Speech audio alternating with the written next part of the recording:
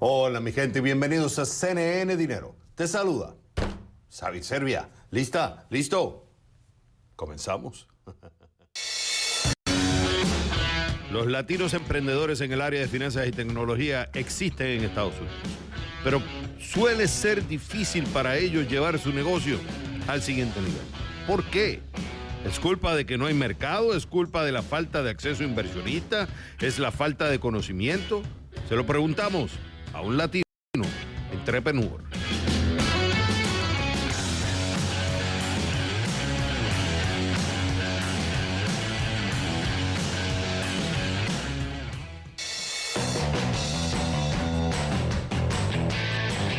Demócratas en la Cámara Baja proponen un aumento de impuestos para los más ricos, que serviría para pagar un paquete de gastos estimado en $3,5 billones. Por eso pregunto, ¿esto sería favorable o no para la economía de Estados Unidos? Lo discutimos.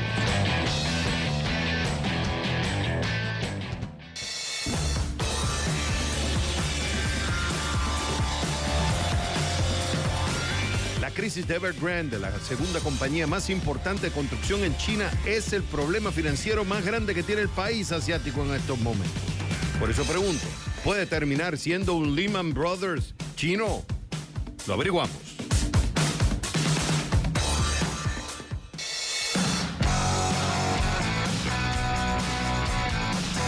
Las celebraciones de las fiestas decembrinas están a la vuelta de la esquina y los precios de los productos siguen subiendo.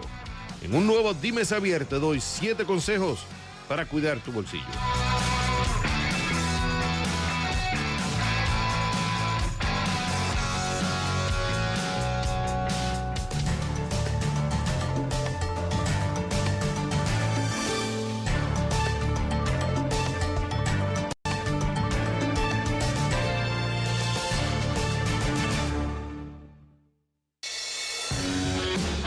Los latinos emprendedores en el área de finanzas y tecnología existen en Estados Unidos, pero suele ser difícil para ellos llevar su negocio al siguiente nivel.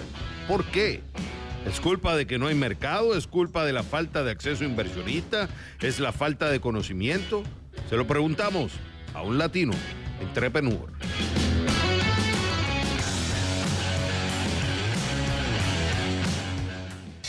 El latino es entrepreneur by nature. O sea, no es como en Estados Unidos que hay empresas que te emplean, hay oportunidades de empleo.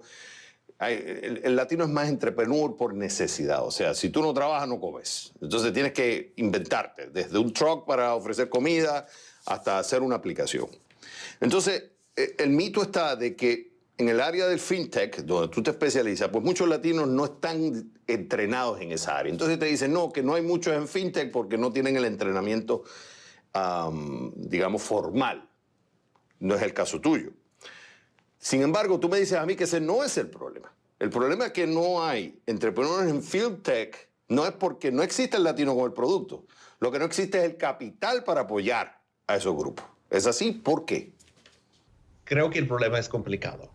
Parte es que los bancos, las grandes organizaciones financieras en Estados Unidos, todavía no conocen el latino como un cliente que puede crecer dinero, que hay manera de crear riqueza ahí. Y por eso ven al americano, ven a las otras comunidades y todavía piensan que el latino es inmigrante que habla español, pero la verdad es que las comunidades latinas no nada más son inmigrantes como los padres míos que hablan español, pero ahora estamos en el mundo que los hijos de propios latinos hispanos son la primera, la segunda, la tercera generación. Son abogados, son doctores. Están creciendo en la profesión, pero a la misma vez el latino inmigrante en Estados Unidos viene del mundo como mis padres mexicanos, que no hay confianza en las grandes organizaciones financieras, en los bancos. Y eso se transfiere a los hijos. A la misma vez, somos conservativos. Conservadores, claro. Fiscalmente conservadores. Pero no culturalmente. Somos liberal culturalmente. pero en nuestro acceso a dinero es muy conservativo. O sea, que tú puedes tener un latino en Estados Unidos que tiene la capacidad intelectual para crearlo, puede generar el producto, pero cuando esa persona va a buscar plata, se le dificulta accesar, porque especialmente en ese early stage o estadio primario, que es desarrollar ese producto, no encuentra plata. Y no encuentra plata porque aquellos que la tienen no quieren apostar en un mercado que no están encontrando mucha demanda. ¿Es así? Well, creo que es exactamente las dos cosas. La primera es acceso a capital. Okay. No viniendo de la cultura que tienen acceso a los family offices, a los inversionistas. Eso es lo primero. Porque comúnmente, mi propia historia, soy hijo de carpintero y de contador. No vine de una cultura de teniendo acceso a inversionistas, a capital, a private equity. Eso tiene que empezarse del primero, empezar exactamente de un lugar que no tener acceso y empezar a crear esos networks completamente sin ayuda. Esa es la primera. La segunda es que conocen, por fin te conocen el cliente, conozcan uno como latino que pueden empezar un fintech y accesar productos para la comunidad hispana y latina, pero los clientes de los bancos todavía no creen que es una cultura que puede creer el dinero que se está creando ahorita en Estados Unidos. Y eso es lo que estamos viendo, es cómo nosotros de inversionistas, inversionando en fintech para conectar a las comunidades, a conectar con los founders que conocen exactamente quién son sus clientes. O sea, que en conclusión acá lo que podemos rescatar es que el latino entrepreneur, en todas áreas, pero vamos en este caso en particular en fintech, tiene que quitarse del mito de que no hay plata. La plata existe.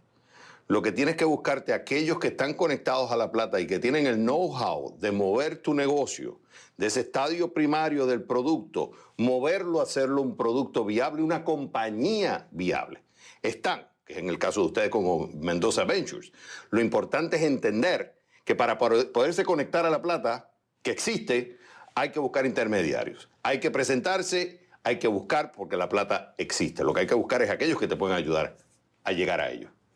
La cosa con nosotros, con las comunidades latinas, es crecemos en el mundo y mira, mi mamá era lo mismo. Nos conocimos que no preguntamos por ayuda. Claro. Y eso es cosa latina. Tenemos porque el founder que no es latino, el founder americano, no les importa.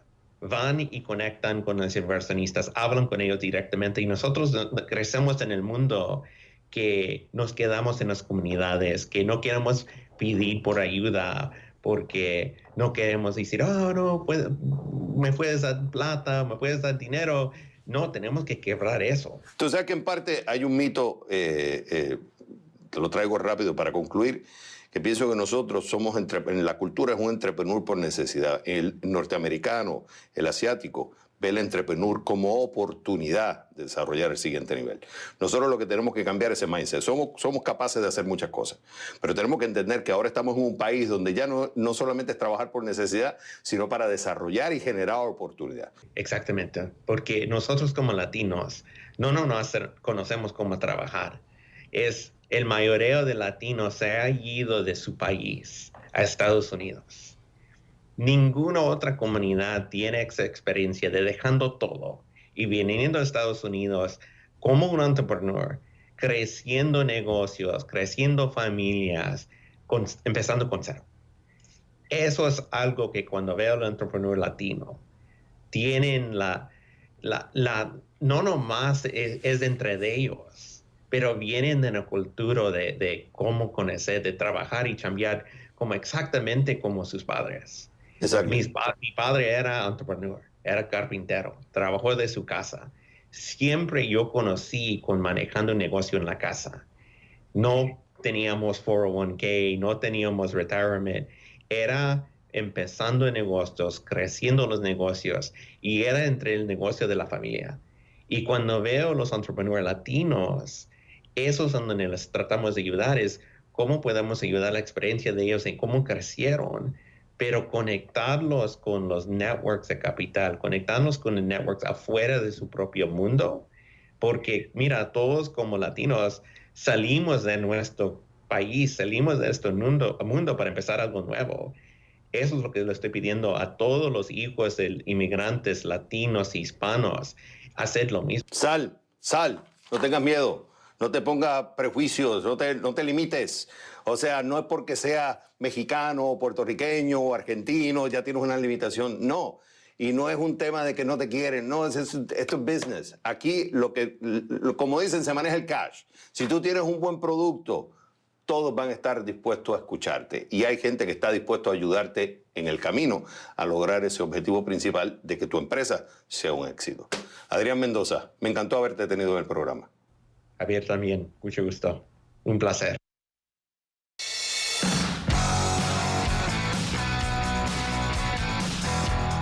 Cuando regresemos a CNN Dinero, las celebraciones de las fiestas decembrinas están a la vuelta de la esquina y los precios de los productos siguen subiendo. En un nuevo Dime Xavier te doy 7 consejos para cuidar tu bolsillo. Al volver a The Number One, CNN Dinero. En Estados Unidos la venta de viviendas bajó, pero los precios siguen siendo elevados o incluso están subiendo. Así lo señalan un reporte de la Asociación Nacional de Agentes Inmobiliarios, el NAR, por sus siglas en inglés. El informe dice que la venta de viviendas existentes, que incluye casas unifamiliares, adosadas, condominios y cooperativas, cayó un 2% en agosto con respecto a julio. Además, bajó un 1,5% comparado con hace un año. Pero el informe de la NAR muestra también que las ventas siguen estando por encima de la tasa anterior a la pandemia y detallan que en lo que va de año son un 16% más altas que en el 2020 y un 12% más que en el 2019. Y como les dije, los precios de las casas están subiendo. El precio medio de la vivienda en agosto fue de $356,700, un 14,9% más que hace un año.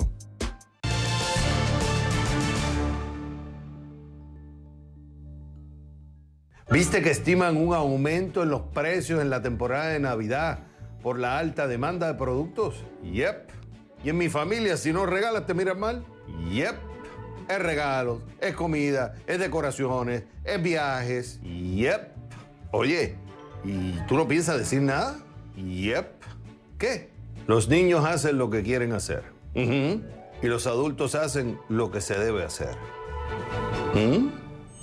Me preguntan, Xavier, ¿cómo me preparo para la fiesta con el aumento de precio de los productos? La clave es ser proactivo y tener control. Vamos por partes. Mientras que la demanda por productos y servicios aumenta, la cadena de suministro se mueve lentamente. En Estados Unidos, por ejemplo, a medida que la economía se recupera, los eslabones del abastecimiento estadounidense, que incluyen puertos, ferrocarriles, camiones, servicios de entrega, almacenes y todo el personal que lo administra, están abrumados. Y esto provoca que con menos productos y más demanda suban los precios y se proyecta que así será especialmente en la época de Navidad. ¿Qué podemos hacer para prepararnos ante la escalada de precios durante esa época? Número 1, define prioridades. La prioridad debe ser tu situación económica. Tu reserva para emergencia, tu portafolio seguro, tu jubilación, invertir en ti y en los tuyos, la educación de los hijos, etcétera, etcétera, etcétera. Si no sobra dinero para la fiesta, avisa a la familia, hey, no hay presupuesto para obsequiar. Recuerda que no eres Santa Claus y que lo que puedes regalar es tiempo y conocimiento. Y eso puede terminar siendo el mejor regalo, un win-win, un gana-gana para todos. Porque como dice el proverbio, ayúdate, que yo te ayudaré. Número 2, establece un presupuesto. Digamos que hay dinero para regalar y comprar. Establece cuánto puedes regalar y gastar sin que te estés lamentando en enero. Por eso es importante que definas cuánto puedes gastar. $100, $500, lo que fuera. Eso es lo que puedes gastar. Número 3, busca la mejor distribución. Esto significa cumplir con las necesidades que hay con los recursos limitados que tenemos. Lo que quieres y lo que se puede tienen que trabajar en equipo. Por eso establece prioridades, haz una lista de las personas y cosas que quieres comprar, ponle un precio y mira a ver si puedes lograrlo con el presupuesto establecido. Si no se puede, cambia el producto o servicio buscando sustitutos o haz la lista más pequeña. Lo importante es, el presupuesto no se mueve. Lo demás se ajusta al presupuesto. Número 4. ¿Hace falta? ¿Cuántas cosas compramos y regalamos que no terminan usando, se ocupan espacio, se botan? Compramos lo que creemos que se necesita sin averiguar si eso es lo que realmente se necesita. Es fascinante. Veo en familias que supuestamente tienen una buena comunicación porque son familias unidas, todos comprando cosas de más porque cada uno quiere hacer su voluntad. Al final es despilfarro, al final hay críticas y mal humor. Número 5. No te endeudes. No hagas como muchos que, como no pueden controlar sus emociones y ajustarse al presupuesto, piden prestado. No vale la pena. Paga en efectivo. O si vas a usar tarjeta de crédito, asegúrate de pagar el total en el periodo de gracia. Número 6. Regala ahorro. No tan solo para ti, también para tus hijos y allegados. Si tienes hijos menores, abre una cuenta de banco y pide que el dinero que piensan regalar lo pongan en la cuenta. Que les regalen acciones de compañías o monedas de algún metal valioso. Primero, sabes lo que realmente necesita tu hijo. Y segundo, vas creando una cultura de generar crecimiento y control en la gratificación inmediata, fundamental. Y eso es una tremenda inversión en el futuro. Número 7. Regala tiempo. Una llamada, una conversación, una visita. Mira en tu casa cuántas cosas tienes que no usas. ¿Por qué no darlo a gente que le puede dar más uso? Eso empodera y te recuerda que en estos tiempos son también tiempos de recordar, de agradecer lo que somos y lo que tenemos. Mi gente, como dicen, en guerra avisada no muere gente. Prepárate, sé proactivo y cuida tu dinero para que no pagues más de lo necesario porque no tomaste las precauciones necesarias. ¿Me explico?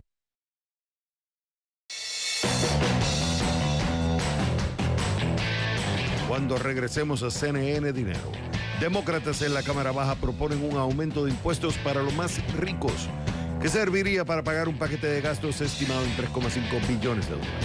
Por eso pregunto, ¿esto sería favorable o no para la economía de Estados Unidos? Lo discutimos al volver a The Number One, CNN Dinero. El Departamento de Justicia de Estados Unidos demandó este martes a las dos grandes aerolíneas American Airlines y JetBlue. Según alega, ambas crearon una alianza que elevó los precios y redujo las posibilidades de elección de los pasajeros. Recordemos que el año pasado, JetBlue y American Airlines crearon la Northeast Alliance, que opera desde 4 grandes aeropuertos de Boston y Nueva York. El fiscal general adjunto interino, Richard Powers, de la División Antimonopolio del Departamento de Justicia, dijo a los medios que no pueden permitir que American Airlines consolide aún más el sector de las aerolíneas, en el que la competencia está ya en una situación de escasez crítica, y agregó que los consumidores estarán mejor si American y JetBlue siguen siendo competidores feroces, no aliados.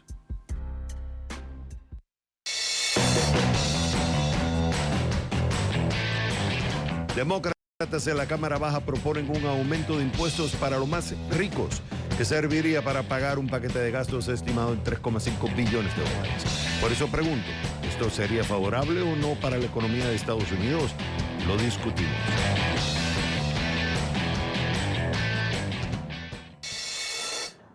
Antonio, se estima que el plan es $3,5 billones, trillion in English.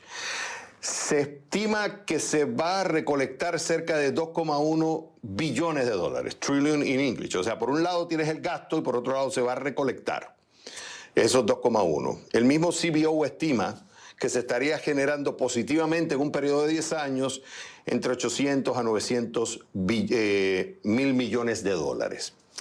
Para ti este paquete, porque hay como todo, hay posiciones a favor y en contra, ¿para ti este paquete es bueno, es beneficioso para la economía o no lo es? ¿Y por qué? Mira, Javier, a mí me parece que no, pero vamos por partes. Yo creo que lo importante del paquete, hay 4 propuestas que la gente tiene que entender en este paquete. La primera es que se incrementa el impuesto a las ganancias de capital. El impuesto a las ganancias de capital pasaría del 20 al 25%. ¿Qué son las ganancias de capital? Cuando usted compra un stock, un instrumento financiero y después lo vende a un precio mayor, pues ahí tiene una ganancia. Esas ganancias son pasibles de impuestos. Este impuesto subiría de 20 a 25%. Número 2, la tasa marginal del impuesto al ingreso subiría de 37% a 39,6%. Es decir, les vamos a cobrar más a aquellos que ganen más. Número 3, los que tengan un ingreso de 5 millones también reciben un impuesto único, por única vez una alícuota adicional de un 3%. Finalmente, los impuestos a las corporaciones que el presidente Trump había bajado famosamente, tú te acuerdas, del 35% al 21%, pues ahora subiría al 26,5%. Es decir, hay 4 elementos fundamentales en este plan. Y la idea es tratar de sacarle más plata a los ricos y a las corporaciones para financiar este paquete.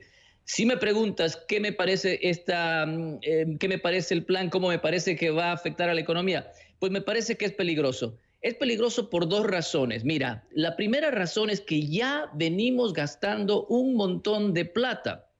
El gobierno solamente el 2020 ha gastado 6.5 billones de dólares. Eso es el 30% del Producto Interno Bruto.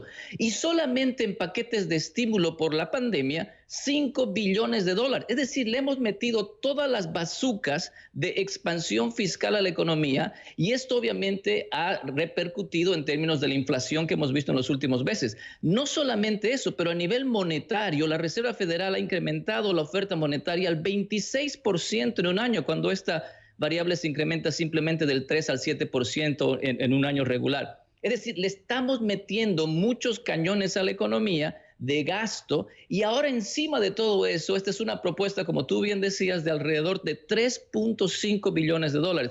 Me parece peligroso porque es muchísimo dinero que al final vamos a tener que pagar en términos de déficit y en el caso de esta propuesta se la vamos a tener que sacar a aquellos que invierten, a aquellos que generan empleo, a aquellos que generan innovaciones. Entonces, por ese lado me parece peligroso. Y lo segundo que me parece peligroso es que definitivamente es un programa, en mi posición, inmoral.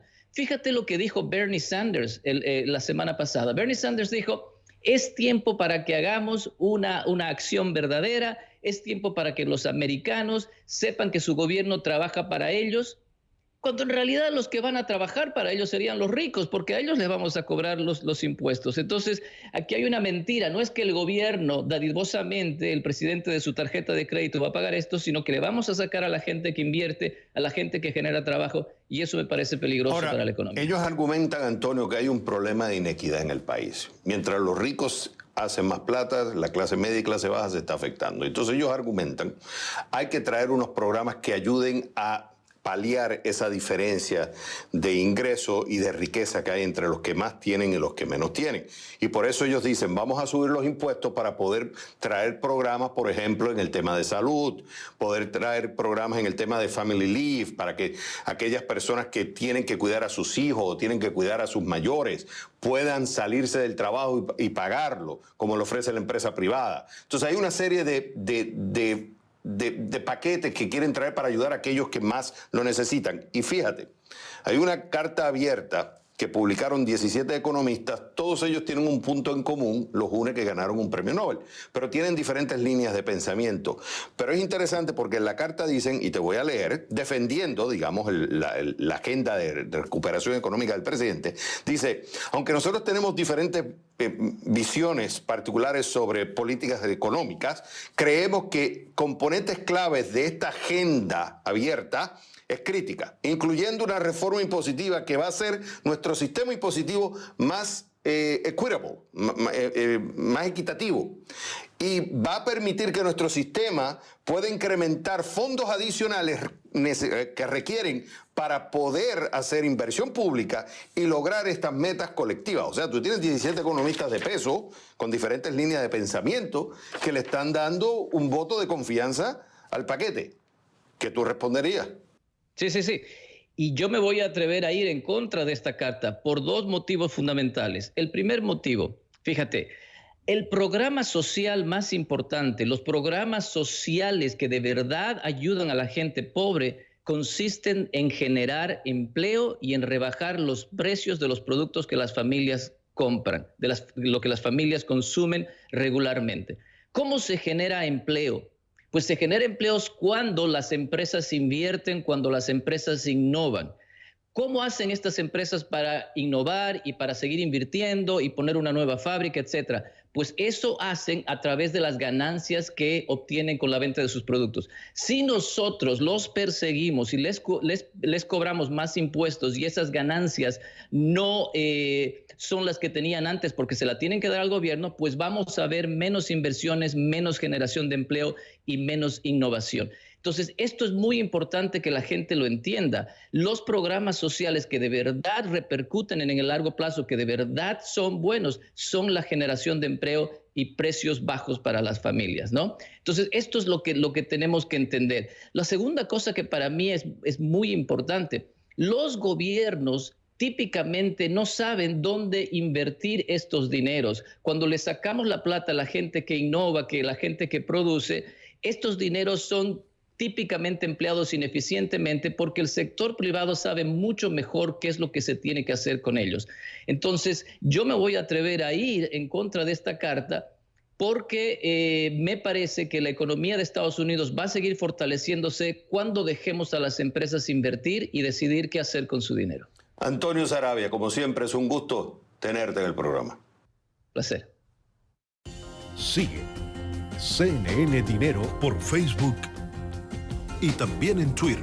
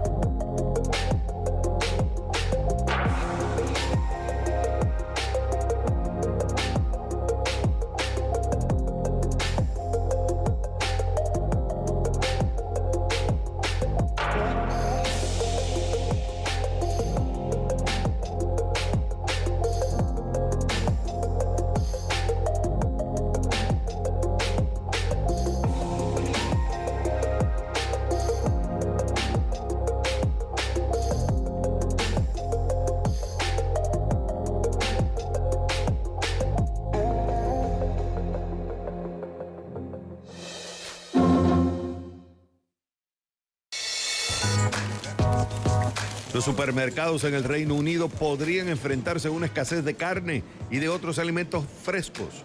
Y es que el aumento de los precios de gas natural llevó a un importante fabricante de fertilizantes de Estados Unidos a suspender su producción, lo que ha cerrado la mayor parte del suministro británico del gas natural a la industria de alimentos y bebidas. La semana pasada, CF Industries, con sede en Illinois, dijo que detendría de manera indefinida las operaciones en sus 2 plantas en el Reino Unido. La Asociación Británica de Procesadores de Carne dice que esas plantas suministran el 60% del gas natural de uso alimentario del país y advirtió que la crisis de suministro podría causar escasez de alimentos en 14 días una vez que se agoten las existencias actuales de gas natural.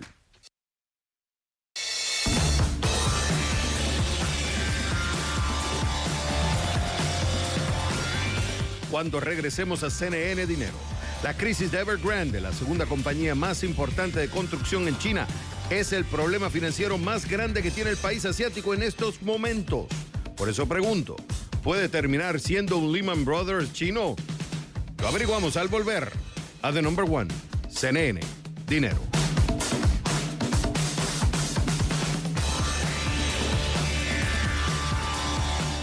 Sigue CNN Dinero por Facebook y también en Twitter.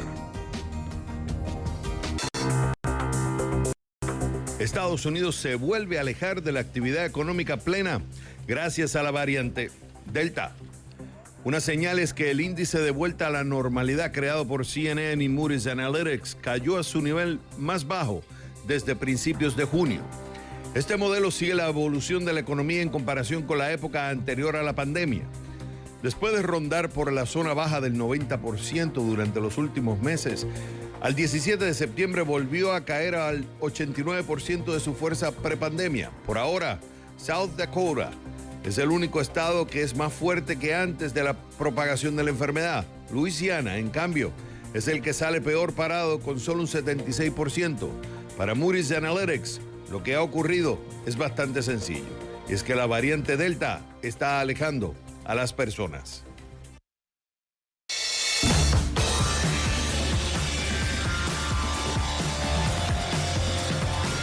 La crisis de Evergrande, la segunda compañía más importante de construcción en China, es el problema financiero más grande que tiene el país asiático en estos momentos. Por eso pregunto, ¿puede terminar siendo un Lehman Brothers chino? Lo averiguamos.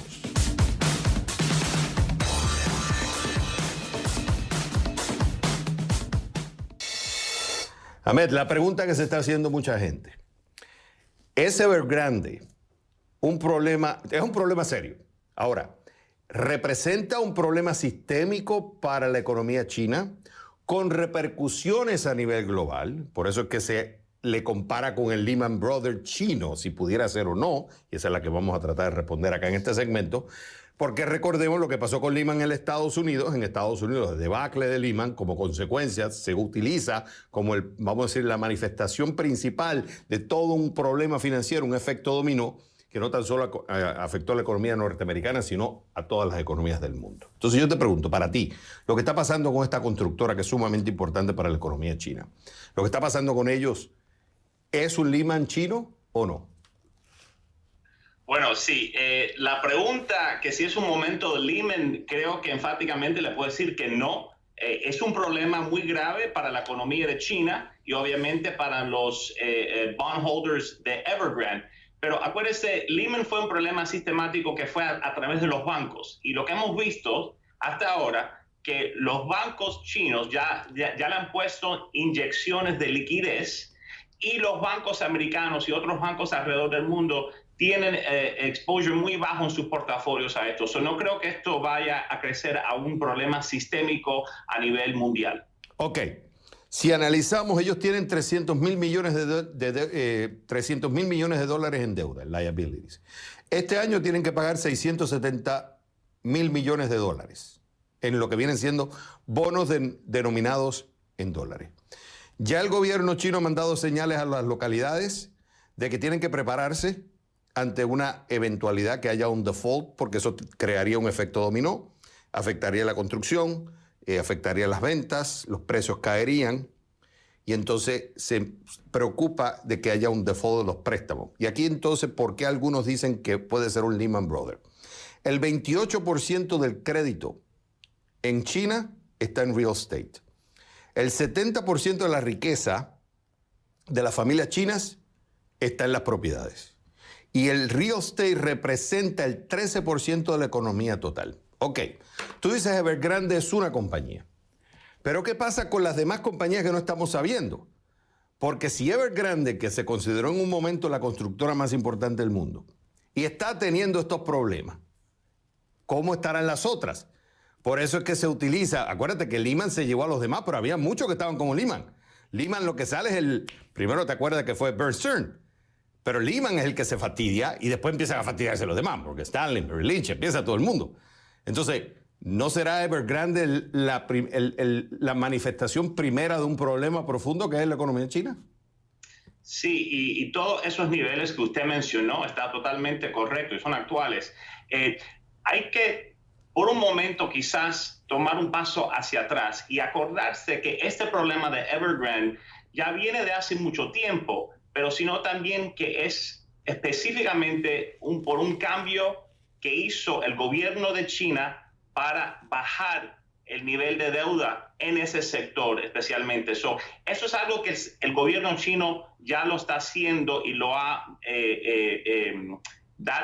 nos ha dado señales al mercado que quieran hacer esto. Ahora, ¿por qué yo creo que no se va vamos a hacer moverse a un momento de Lehman? Porque acuérdense que ahora China está embarcando en un programa que ellos llaman Common Prosperity, que en español es prosperidad común, lo cual quiere decir que lo más probable es que ellos van a tratar la deuda local y los vendedores local, incluso la gente que Evergrande le deben casas, primero en caso de una bancarrota, de un restructuring. Yo creo que las personas que van a ser más afectadas son los bondholders extranjeros, precisamente esos obligaciones que usted mencionó en dólares de $300 billones. Pero ya el mercado ya está reflejando un caso bastante negativo. Y acuérdense que los bonos de Evergrande en este momento están transactando como a 30 centavos al dólar. Estaban de 80, sí, estuvieron un momento 80 centavos y ahora están a 30 centavos. Ahora, he escuchado a varios analistas y están en una línea, no he escuchado a todos, pero varios han estado en una línea similar a la tuya. Dicen, en estos momentos no vemos como si, pero hablan el término en estos momentos, porque acuérdate que acá no estamos sabiendo muchas cosas. O sea, acá sabemos lo de Evergrande, que fue lo que pasó también con Lehman en aquella época. Se hablaba de Lehman, pero no se estaba hablando de los demás. Y es cierto que algunos analistas citan, específicamente, no me acuerdo si fue un economista de JP Morgan o de Goldman Sachs, que dice, sí, es cierto que el 28% del crédito está en mercado, en real estate, pero el 7% del total de los préstamos es solamente en lo que viene siendo construcción y desarrollo. O sea, que no lo ven como sistémico. Pero si no es ahora el momento para llegar a la conclusión que es Lehman, ¿qué pudiera pasar de que esto fuera un problema sistémico? Porque acá hay un unknown. Todavía hay cosas que no sabemos. Correcto. Y mucho de esto va a depender en precisamente cuál es la respuesta del gobierno de China. Hasta ahora han hecho inyecciones de liquidez, como le mencioné antes. Justamente ayer hicieron una. Y yo creo que van a tener que tener una política y transmitírsela al mercado, porque como usted sabe, eso es un problema de confianza. Mientras que el gobierno chino esté respaldando el mercado y dándole confianza al mercado, que esto va a ser un proceso ordenado y no desordenado, esa es la clave, yo creo, para que esto no se convierta en un problema sistémico. Fíjate que es interesante que ¿te acuerdas cuando Bear Stearns, Paulson, el secretario del Tesoro, decidió no darle un bailout a Bear Stearns, como para mandar un mensaje al mercado de que no te vamos a salvar? Pero después vino con el tema de Lehman y entonces la presión cada vez mayor, cosas que públicamente en ese momento no estaban saliendo, pero te acuerdas de las famosas reuniones en la Reserva Federal de Nueva York. O sea, vamos a necesitar ayuda. Ahora el gobierno chino está reaccionando, al principio pareciera de forma similar. Le está diciendo a Evergrande, yo no te voy a respaldar, o sea, yo inyectaré la economía, pero tú vas a tener que resolver tus problemas. La pregunta es qué va a pasar con las próximas, porque ese es el question mark, que otras empresas estarían detrás que no estamos sabiendo. Por eso mi pregunta es, ¿debemos decidir, estamos fuera de peligro o debemos estar en cautela todavía en lo que está pasando en China? Sí, acuérdense que sí, hay esa similaridad con el 2008, pero también a la misma vez los bancos en este momento, tanto en China, tanto globalmente, están en una posición mucho más fuerte, tienen balance sheets mucho más fuertes que lo que tuvieran o lo que tenían en ese momento. Esa es una de las razones por qué no esperamos el mismo tipo de riesgo financiero que tuvimos en el 2008. O sea, tú le ves un riesgo financiero para la economía china, pero no lo ves que sea sistémico a nivel global, como fue el caso de Lehman. Correcto. O sea, yo lo veo como un problema para el crecimiento en la economía de China este año. El PIB de China probablemente llegue al 6 o 7%, que es mucho por debajo de las expectativas del mercado, que estaba como 8%. Y creo que va a seguir siendo un problema para el sector de propiedad, especialmente el sector de high yield de propiedad, pero no fuera de esos sectores. Amén Riego, como siempre es un gusto tenerte en el programa.